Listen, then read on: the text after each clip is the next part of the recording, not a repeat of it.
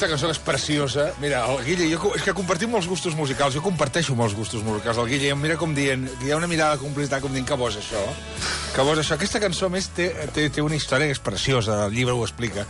Que és que Agost és una cançó que la va fer el Gavaldà a Prades.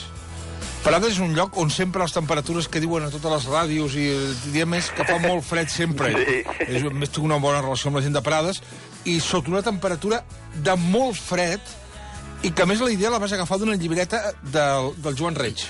Sí, perquè el Joan, ell té, quan ens ajuntem per fer les cançons, ell té moltes idees però no té cap d'acabada. Cap. Té aquest punt que té ell i llavors el que faig jo a vegades és li robo idees. I ell té una llibreta que l'amaga, i li vaig dir, va, deixa'm-la, home, mira, no, que tinc moltes idees. I dic, però ensenya'm.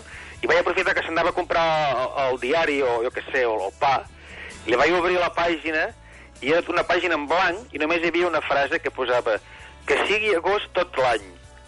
I ja està, aquesta era la lletra de Joan. Aquesta era tota la lletra que s'havia treballat. I vaig dir, hòstia, és molt bona idea, això. I li vaig robar descaradament, i a sobre no li he pagat ni un dur de royalties, tu.